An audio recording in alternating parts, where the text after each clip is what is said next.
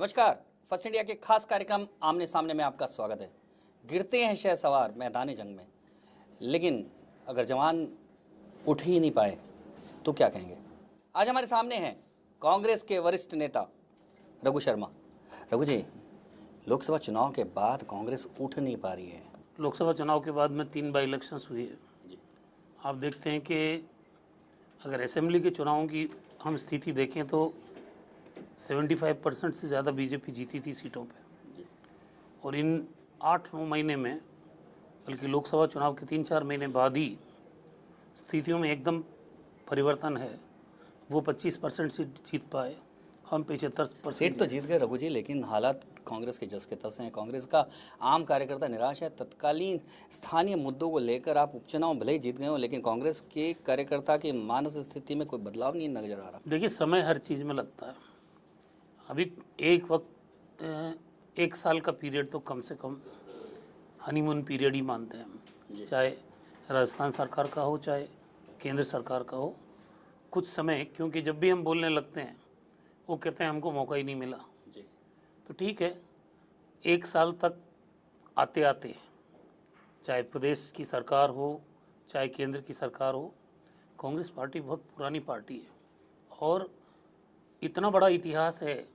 इसने बहुत उतार चढ़ाव देखे हैं। आज़ादी के आंदोलन से आप देख लो, और उसके बाद भी कांग्रेस गिरी है तो उतने ही दुगने जोश के साथ वापस खड़ी हुई है। पर जिस तरह से कांग्रेस में अब विचारों को लेकर संघर्ष हो गया है, राहुल गांधी और गांधी परिवार को लेकर सवाल उठने लगे, क्या लगता है कि कांग्रेस अपने उस जो हार के उससे उभर के आ गई है? कांग्रेस हार से उभर रही है, उभरेगी, और निश्चित रूप से एक जो सफ़ेद झूठ बोला गया देश और प्रदेश की जनता के सामने, धीरे धीरे उसका सच सामने वैसे भी आ रहा है और कांग्रेस पार्टी भी लेके आएगी। भारतीय जनता पार्टी चाहे सरकार बना ली उन्होंने प्रदेश में भी और देश में भी, लेकिन सिर्फ भाषण से काम चलता नहीं, सिर्फ बातों से काम चलता नहीं, और आज तक कांग्रेस पार्टी को कोस रहे हैं जी। और 5 साल मेरा दावा है, सिवाय कांग्रेस पार्टी को कोसने के, कीचड़ उछालने की राजनीति के, अपना घर भरने के अलावा भारतीय जनता पार्टी को कुछ पर करना कांग्रेस भी तो कुछ नहीं कर पा रही रघु जी। जब नरेंद्र मोदी ने नारा लगाया कि कांग्रेस मुक्त भारत का, तो कांग्रेस के नेता चुपचाप खड़े खड़े देखते रहे हैं और धीरे धीरे कांग्रेस से भारत मुक्त होता जा रहा है। कांग्रेस धीरे धीरे पिछड़ती जा रही है। देखिए, कांग्रेस की हालत पतली पहली बार नहीं है। कांग्रेस ने ये दौर अनेकों बार देखे हैं। आज़ादी के बाद में कई मौके ऐसे आए। 77 में तो लोग कहने लग गए थे कि कांग्रेस ही बताओ और इनाम पाओ।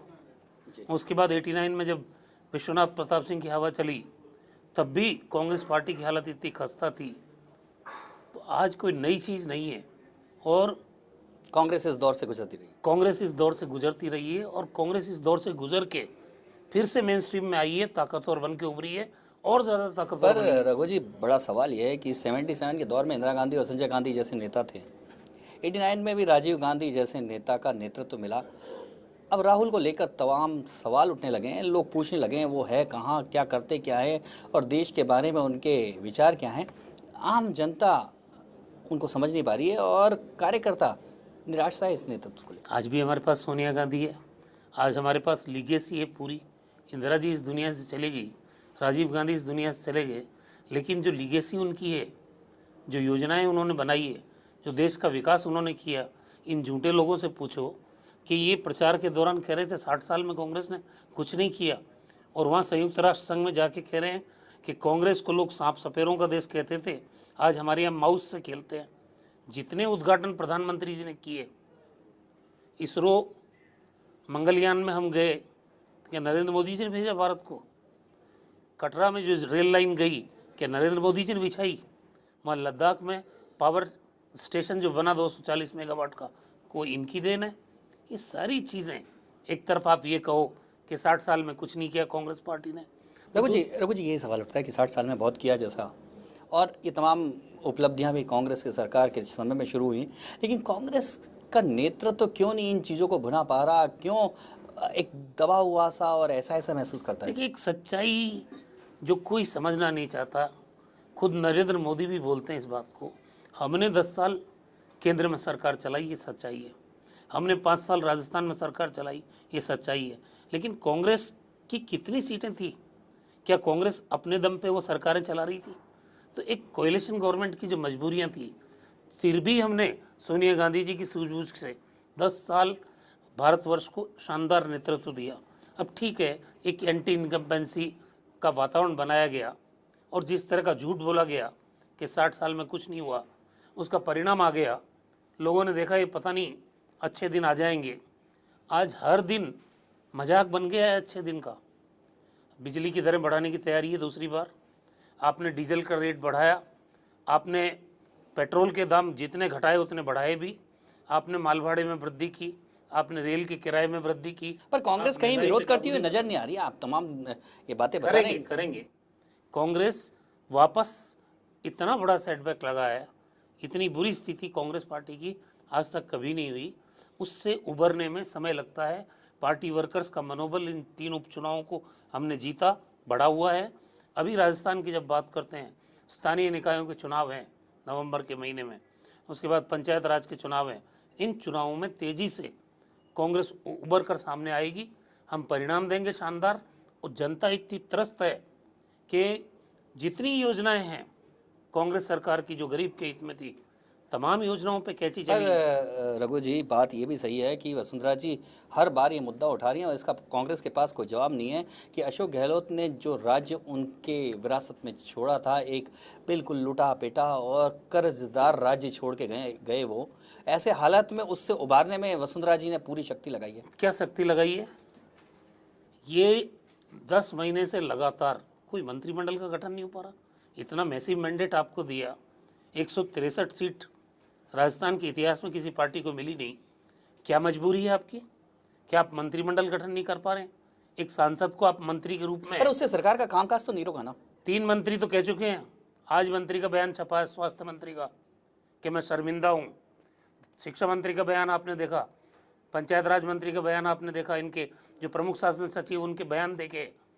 तो लाचार सरकार दी है 163 के प्रचंड बहुमत के बाद भारतीय जनता पार्टी ने, ये सच्चाई है। पर फिर भी रघु जी, ये बात हम मान लें कि जो पिछली कांग्रेस गवर्नमेंट के दौरान जो तमाम बिजली से लेकर तमाम कानून व्यवस्था की जो समस्याओं पे जो सवाल उठते थे और भाजपा के बड़े बड़े आंदोलन हमने देखे हैं और जनता भी उलटती हुई देखी, ऐसा पिछले दिनों कुछ नहीं है। एक आंदोलन भारतीय जनता पार्टी ने नहीं किया।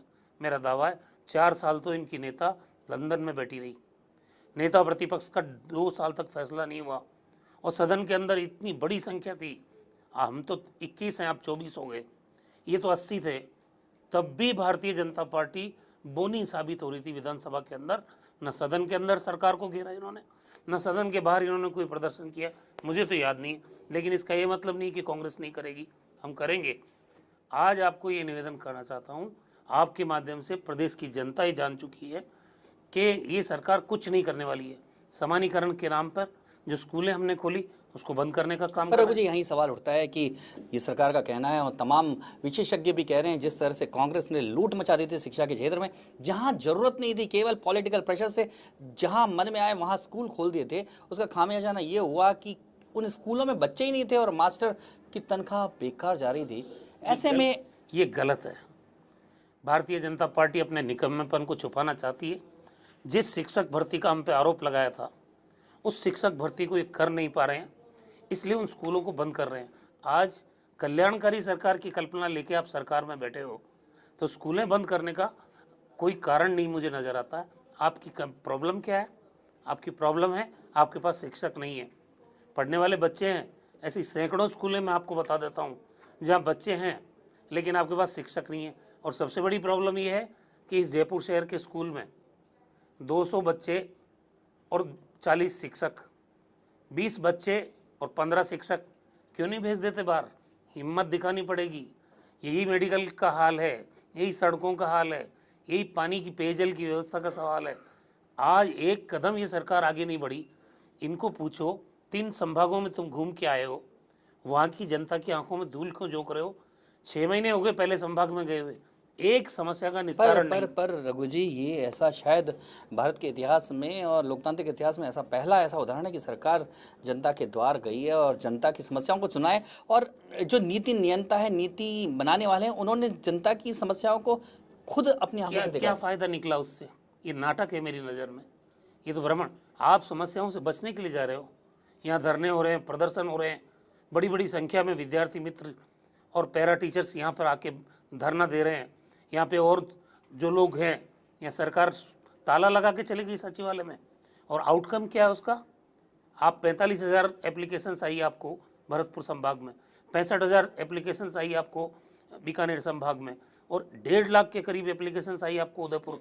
एक आदमी की समस्या का समाधान किया क्या आपने? इस तरह से ये फिजूल खर्ची है, जनता की आंखों में धूल झोंकना है और बहानेबाजी है। मैं तो ये कह सकता हूँ आपको। अब क्यों दौरा रद्द कर दिया? कोटा संभाग का दौरा क्यों रद्द कर दिया? उनका ये कहना था कि त्योहारी सीजन है और ऐसे में त्यौहार तो पहले से तय है इस देश में। दिवाली तय है, होली तय है, सब चीज़ें तय है। आपका प्रोग्राम आया, बदला और उसके बाद कैंसिल हो गया। इसका मायना ये है कि सरकार मान रही है कि पब्लिक पे कोई असर इस तरह के पर दौरों रघु जी का नहीं एक बात तो मानते हैं कि लोकतंत्र में ये व्यवस्था जहां एक मुख्यमंत्री ऐसा कि जिसके मिलना बड़ा मुश्किल हो जाए और एक मुख्यमंत्री ऐसा जो सीधे जनता के दरवाजे पे जाके उससे समस्या यहाँ मिल पूछे। के देख लो आप। कोई 50 डिपार्टमेंट खुद के पास हैं, अकेले 50 डिपार्टमेंट खुद के पास है, और जो मुख्यमंत्री का अधिकृत आवास है उसका खर्चा राज्य की गरीब जनता के माथे क्यों डाल रहे हो? आरटीआई के माध्यम से सूचना लिए करोड़ों रुपए महीने के उस मकान के सरकार के पेटे खर्च हो रहे हैं, और आप उस मकान में रह रहे हैं, उसमें कितना खर्चा हो रहा है? आपका ध्यान किधर है? पब्लिक की तरफ है या खुद के ऐशो आराम की तरफ है या सुख सुविधाओं पे है? ये तो जनता भी देख रही है, मूर्ख कोई नहीं है। कितना जनता दरबार लगता है। आप संभागों में चले गए, ये कोई आप सेलिब्रिटी नहीं है, जनता के जनप्रतिनिधि हैं। अगर आप जनता के बीच में गए हैं, दावा कर रहे हैं, तो समाधान बताइए ना। पर रघु जी आप तमाम तरह की बातें आज उठा तो रहे हैं, लेकिन पिछले 9 महीने इस सरकार को हो गए, यानी कांग्रेस को सत्ता से बाहर हुए 9 महीने से ज़्यादा हो गए, और कांग्रेस मुंह में उंगली डाल के चुपचाप बैठी है। बिल्कुल वैसे ही जैसे जब आपकी केंद्र में सत्ता में थी और प्रधानमंत्री मौन थे, वैसे ही कांग्रेस पूरी तरह से मौन नजर आ रही है। प्रधानमंत्री मौन थे, लेकिन प्रधानमंत्री ने देश को निराश नहीं किया। प्रधानमंत्री ने देश को ऊंचाइयां दी विकास के मामले में। आज प्रधानमंत्री बोल रहा है, लेकिन बोल ही रहा है। आज मुख्यमंत्री बोल ही रही है, और आप इनके भाषण सुन लो। ये विधानसभा चुनाव में जो बात कह रहे थे दोनों जने, वो अभी भी कह रहे हैं। फर्क क्या आया? आज तो आप कम से कम अपनी भाषा और अपना जो स्पीच का कंटेंट है उसको तो बदलो। आज आपके माथे जिम्मेदारी है, आप सरकार में हैं, आप विपक्ष के नेता की तरह बात कर रहे हैं दोनों जने। आप खुद उन जिम्मेदारियों को जो आपने आरोप लगाए सरकार में आने से पहले कि महंगाई है, भ्रष्टाचार है, कितने लोगों को भ्रष्टाचार के शिकंजे में कसा आपने? महंगाई को कम करने के लिए क्या उपाय किया आपने? रघु जी इस बात ने जिस ऑफिसर को कांग्रेस ने बहुत सपोर्ट दिया, लालचंद अग्रवाल, ये भी कर रहे थे, वो जेल में, ये भी कर रहे थे नगर निगम में। हो क्या रहा था? आपकी आंख के नीचे 6 महीने में। लेकिन बड़ा सवाल ये होता है कि कांग्रेस कांग्रेस की मेयर, उन्होंने बड़ा सवाल उठाया ज्योति खंडेलवाल ने। कांग्रेस की सरकार ने, ना यहाँ की सरकार ने, ना केंद्र सरकार ने सुना, लेकिन नरेंद्र मोदी और वसुंधरा राजे ने तुरंत सुन लिया ना। तो 7 महीने खामोशी क्यों रखी? क्यों उनको 10-11 करोड़ रुपए, जो कि आपकी एसीबी कह रही है 110 करोड़ के भुगतान में 10%, 11 करोड़ रुपए खाने की इजाजत फिर इन 6 महीनों में क्यों दी? हमारे टाइम में तो कोई प्रूव हुआ हो मामला तो हमें बता दो। ऐसा नहीं है। अपनी मेयर तक की बात नहीं मानी। ऐसा नहीं है। उन्होंने तो सोनिया गांधी तक से शिकायत की, लेकिन मानी नहीं गई उनकी बात। फिर इनकी गिरफ्तारी में देरी क्यों हुई? और आज भी इतने अधिकारी हैं। कि राजस्थान की पहली सरकार है जब नरेंद्र मोदी ने अपनी संपत्ति और मंत्रियों की संपत्ति घोषित कर दी, तो राजस्थान की भारतीय जनता पार्टी की मुख्यमंत्री और इनके मंत्रियों को 9-10 महीने क्यों लग रहे हैं अपनी संपत्ति को घोषणा करने में? अगर इनमें मादा है भ्रष्टाचार से लड़ने का, तो जनता के सामने खुलासा करो अपनी संपत्ति जो आपके नाम है, नामी और बेनामी। और अगर आप नहीं कर पा रहे हैं तो फिर आप ब्यूरोक्रेट से कैसे पूछ पाओगे कि आपकी संपत्ति क्या है? होना तो ये चाहिए। अगर भ्रष्टाचार के खिलाफ लड़ाई लड़नी है तो पहले खुद का पाक दामन साफ करो, बता दो कि मेरे पास ये है संपत्ति। उसके बाद आपके जो टॉप ब्यूरोक्रेट्स हैं, ब्यूरोक्रेसी में टोटल, चाहे पुलिस महकमा हो। पर रघु जी बड़ा सवाल उठता है कि केवल ये फौरी तौर पे घोषणाएं, खाना पूर्ति की घोषणाओं से क्या भ्रष्टाचार से हम लड़ पाएंगे? आप शुरुआत तो करो, या सिर्फ बात ही करोगे? आप शुरुआत एक अशोक जी की गवर्नमेंट के दौरान भी तमाम संपत्तियों की घोषणा होती थी, लेकिन उसका क्या असर पड़ा? हमारे जमाने में भी अधिकारी जेल में गए, आईपीएस अधिकारी तक जेल में गए हैं, आईएएस अधिकारी जेल में गए हैं, आईएएस अधिकारी के खिलाफ भी कार्रवाई हुई है। एक आदमी जिसको 6 महीने तुमने भ्रष्टाचार करने की छूट दे दी, और आज ताज्जुब हो रहा, कानून व्यवस्था का हल्ला मचाया इन लोगों ने। मंत्री के कुत्ते को तो ढूंढने के लिए पुलिस डिपार्टमेंट पूरा मुस्तैद है, और चित्रकूट में डकैती हो जाए और आज 2 महीने में पता नहीं लगे, मर्डर हो जाए। क्या बलात्कार, रेप और ये जो अपहरण, लूट, चैन स्नैचिंग, इन घटनाओं में कांग्रेस सरकार के टाइम में और आज की तुलना करोगे, अपराध बढ़ा है राजस्थान में। ये आंकड़े बोल रहे हैं, मैं नहीं कह रहा हूँ। पर रघु जी, बड़ा यही सवाल उठता है, आप तमाम तरह के बता रहे हैं, लेकिन फिर कांग्रेस चुप क्यों है? कांग्रेस क्यों नहीं जनता के सहयोग के लिए आगे आ कांग्रेस रही है? बोलेगी, कांग्रेस बोल रही है। हमने 2-2, 3-3 प्रदर्शन किए हैं अभी। हमारे जो ये चुनावी फेज है वो कह रही है हमारी स्याही नहीं सूखी, तो उनकी स्याही नहीं सूखी, स्याही हमारी भी नहीं सूखी है। स्याही सत्ता में बैठे व्यक्ति की दोनों ही दलों की जल्दी स्याही नहीं। सूखनी चाहिए थी, क्योंकि उनको जिम्मेदारी थी। हमारा काम तो गलत काम को इंगित करना, जनहित में आंदोलन करना, लेकिन उनका काम है गुड्स डिलीवर करना, उनका काम है गवर्नेंस देना। ये कह के कि मेरी आँख, हाथ की उंगली का निशान सूखा नहीं है, आप बच नहीं सकते। रघु जी, लगता है जैसा दिग्विजय सिंह जी कह रहे हैं, कांग्रेस के नेता, कि नेतृत्व शायद नेतृत्व नहीं दे पा रहा है, यह बड़ी समस्या कांग्रेस की है। इस पर चर्चा जारी रखेंगे, अभी लेते हैं एक छोटा सा ब्रेक।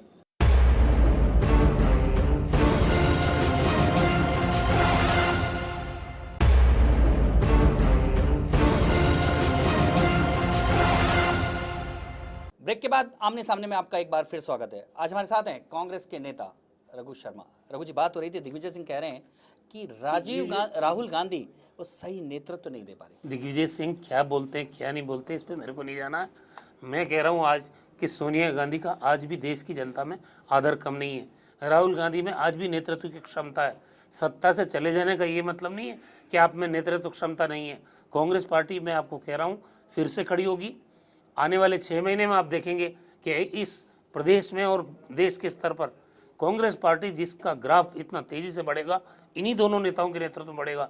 तब हमें दिग्विजय सिंह, जो सत्ता में रहते हैं तब दूसरी भाषा होती है, और सत्ता में जब नहीं है कांग्रेस, इस तरह के बयान शोभा नहीं देते। पर रघु जी, बात यह है, कहाँ राहुल गांधी न संसद में दिखाई देते, न सड़कों पे दिखाई देते, न किसी मुद्दे को लेकर मोर्चा लेते। ऐसा नेता से कैसे कांग्रेस आगे बढ़ेगी आखिर में? आज जम्मू कश्मीर में बाढ़ आई, कितने भारतीय जनता पार्टी के नेता गए?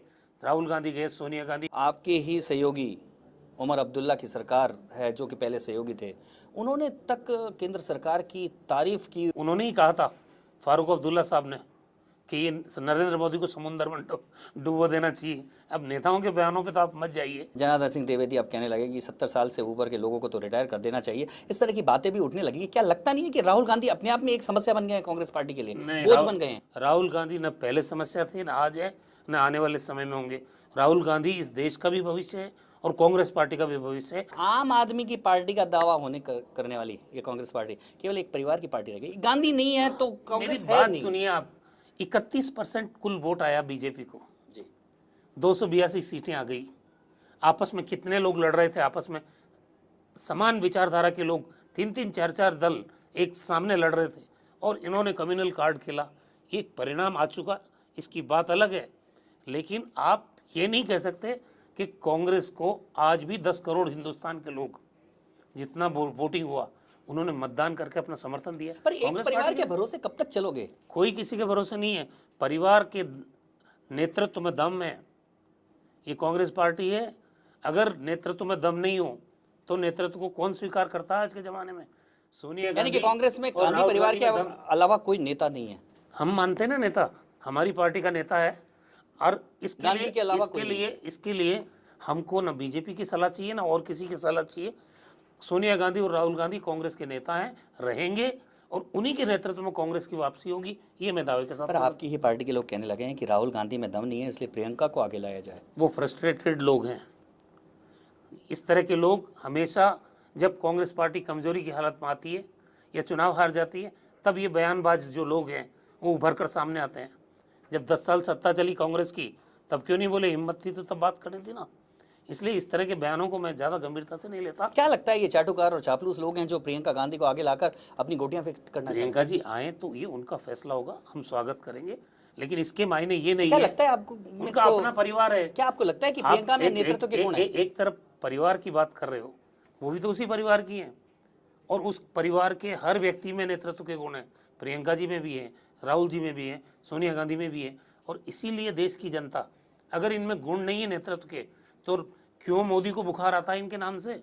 क्यों बीजेपी परेशान है इस परिवार को लेके? क्यों देश की जनता इनकी बात सुनती है? पर बीजेपी के नेता यही कहते हैं रघु जी कि कांग्रेस 125 सालों के जो इतिहास वाली पार्टी केवल एक परिवार पे टिकी है, वो परिवार हट जाए तो ये कांग्रेस ही हिल जाए। जब आप खुद ये कह रहे हो तो इसका मतलब उस नेतृत्व में दम है ना, उस नेतृत्व में दम है। बीजेपी भी यानी मानती कि है कांग्रेस के नहीं, गांधी के अलावा नहीं चल सकती कांग्रेस। ये कौन कह रहा है? हमारे नेता, हमने माना है उनको नेता। अब बीजेपी वाले सलाह देंगे कि हम किसको नेता माने। और बीजेपी में क्या हो रहा है, बीजेपी के बारे में अब 6 महीने बाद बात करूंगा मैं। नरेंद्र मोदी का एक छत्र राज है, अमित शाह उनकी जेब में बैठे हैं। और आज जो बातें कर रहे थे पहले कि सोनिया गांधी पावर सेंटर है, आज बीजेपी का पावर सेंटर कौन है? नरेंद्र मोदी। इसलिए दो ही बात करने से कोई फायदा नहीं है। अमित शाह कठपुतली है भारतीय जनता पार्टी के प्रधानमंत्री की, और आज पावर सेंटर बन गए नरेंद्र मोदी। ये बीजेपी के नेताओं के दिल को जाके पूछो, उनके दिल पे क्या गुजर रही है, और 6 महीने बाद बात करेंगे। इसलिए बातें करना और जो एक्शन में आते हैं तब क्या करते हो, इसलिए ये स्थितियां, इनका पर्दाफाश तो आने वाले रघु 6 महीने में होगा। जी, देश में तो कांग्रेस की स्थिति समय के साथ ही सुधरेगी, लेकिन राजस्थान में बहुत जरूरी है, क्योंकि राजस्थान में तो द्विपार्टी सिस्टम हो चुका है। लेकिन राजस्थान में कांग्रेस आगे बढ़े, इसके लिए क्या कर सकते? राजस्थान में कांग्रेस पार्टी मजबूती के साथ आगे बढ़ेगी सचिन पायलट के नेतृत्व में। नौजवान हैं, उनमें ऊर्जा है, मेहनत करते हैं वो, और उनकी मेहनत का बहुत बड़ा योगदान है कि आज 4 में से 3 सीट जीते। पर उनके बारे में है प्रचार कि वो चॉकलेटी नेता है, वो ग्राउंड के नेता नहीं है, संघर्ष के नेता नहीं है, वो जूझने वाले नेता नहीं है। भारतीय जनता पार्टी की मुख्यमंत्री ने यही तो कहा था, और मैं इसको बददिमागी के श्रेणी में रखता हूँ कि किसी भी पार्टी के प्रमुख को, चाहे वो उम्र में कितना भी छोटा हो, उसके बारे में ये कहो कि वो सीख रहा है, नौसिखिया है। तो नौसिखिया ने तो बता दिया ना आपको, 75% परिणाम आपके पक्ष में, और 8 महीने बाद 75% परिणाम आपके खिलाफ। तो इसलिए कभी मुगालते में नहीं रहना चाहिए आदमी को। जो भी राजनीति में है, जनता की सेवा के बीच में है, सत्ता आ गई ठीक है, लेकिन आप आज चुनाव करा लो, आम चुनाव, अगर हिम्मत है तो आपको पता चल जाएगा आप कहाँ खड़े हो 9 महीने 10 महीने के बाद। पर कांग्रेस को पहले अपने नेतृत्व का मुद्दा तो सुलझाना होगा, क्योंकि आज कौन नेता उलझा होगा? हुआ ही नहीं है नेता। पार्टी की नीतियां साफ है, पार्टी का नेतृत्व तो सामने है। राज्य में सचिन पायलट नेता, सचिन पायलट राजस्थान में नेता है। अब अशोक गहलोत और सीपी जोशी जैसे लोग हो, उन्होंने बहुत सेवाएं दी है राजस्थान को। 3 बार पीसीसी के अध्यक्ष रहे हैं अशोक गहलोत जी, 2 बार चीफ मिनिस्टर रहे हैं। सीपी जोशी जी पीसीसी के अध्यक्ष रहे हैं, केंद्र में मंत्री है, और अब महामंत्री हैं पार्टी के। सचिन पायलट को अलग जिम्मेदारी दी गई है। तो आज ये क्लैश तो है ही नहीं किसी चीज़ का। अच्छा रघु जी, आपने शुरुआत में कहा था कि 1 साल का हनीमून पीरियड होता है, तो आप पूरा हनीमून पीरियड बीजेपी को देना चाह रहे हैं? हमने नहीं दिया है, हम तो शुरू हो गए पहले से ही। आंदोलन किया है महंगाई के खिलाफ, पूरे राजस्थान में धरने हुए हैं, और अभी भी आंदोलन करेंगे। रघु जी, क्या एक आलोचक के तौर पे बीजेपी की जो सरकार के 9-10 महीने हुए, उसमें अच्छा काम क्या किया है वो आप? ये बीजेपी पे छोड़ता हूँ मैं, और पब्लिक के यहाँ तो मैं बोलता हूँ 0, 0, बिग 0। सिर्फ बातें की इन्होंने, हम पे आरोप लगाए इन 9-10 महीने में, और जिस तरह की ये वस्तुस्थिति पेश करते हैं वैसी नहीं है। आज बीजेपी चुनाव को मद्देनजर रखते हुए पहले दिन पेंशन की योजना बंद कर देती, हमने जननी शिशु सुरक्षा योजना चालू की, उसको बंद कर देती। इनको डर लगा कि चुनाव नहीं हार जाए। हर चुनाव के बाद समीक्षा के नाम पे आज पेंशन बंद है लोगों की। उस गरीब आदमी को अगर हमने हक दिया, क्या गलत किया? राजस्थान में पेंशन तो उन्होंने ऑनलाइन शुरू कर दिया। कहाँ जा रही है? पब्लिक में तो पता करो किसको जा रही है। इसका सर्टिफिकेट तो पब्लिक देगी, ना तो मैं देने वाला हूँ, ना बीजेपी देने वाली है। पर रघु जी, एक बड़ा सवाल आपने ये उठाया कि सरकार का विस्तार नहीं हो पड़ा, लेकिन कांग्रेस की प्रदेश कार्यकारिणी भी तो नहीं बन पा रही। सचिन पायलट को वहाँ भी तो छूट नहीं मिल रही। सचिन पायलट वहाँ भी तो लिस्ट लेके घूम रहे हैं। बहुत जल्दी आने वाली प्रदेश की कार्यकारिणी, काफी दिनों से हम भी सुन रहे हैं। नहीं आएगी। कांग्रेस में कोई संकट नहीं है, मैं आपको बता रहा हूँ। और एक बात बताइए, हम तो प्रतिपक्ष हैं, ज़्यादा जिम्मेदारी किसकी है? गवर्नेंस की जिम्मेदारी, सरकार को चलाने की जिम्मेदारी इस प्रदेश की 7 करोड़ जनता ने भारतीय जनता पार्टी को दी है। आज कांग्रेस क्यों कमेटी नहीं बना पा रही है? इसलिए हम मंत्रिमंडल नहीं बना रहे हैं, ऐसा ही कह के अगर आप टाइम पास करना चाहते हो तो बहुत मुबारक आपको, लेकिन जिम्मेदारी आपकी है कि आप गवर्नेंस दें। गवर्नेंस क्या खाक देंगे? रघु जी, आने वाले समय में कांग्रेस की कार्यकारिणी हो जाए या कांग्रेस किस तरह से मुकाबला करने का मानस आप रखती है? देखना सड़कों पे कोई किसी से नहीं डरता है। भारतीय जनता पार्टी जो दावा करती है ना कैडर बेस्ड पार्टी का, मेरे नज़र में एक भी आंदोलन 5 साल में जब कांग्रेस की सरकार थी इन्होंने नहीं किया। सिर्फ एयर कंडीशन कमरों में बैठ के बयान दिए या स्वराज संकल्प यात्रा निकाली सिर्फ 4-6 महीने के लिए, उसके अलावा इनका खुद का अता पता नहीं था। लेकिन कांग्रेस पार्टी ऐसा नहीं करेगी। कांग्रेस पार्टी हर मुद्दे पर प्रदेश की गरीब जनता और जिसका हक मारा जा रहा है, जिसके खिलाफ अन्याय और अत्याचार होगा, जुल्म होगा, हम बोलेंगे उनकी आवाज़ बन के।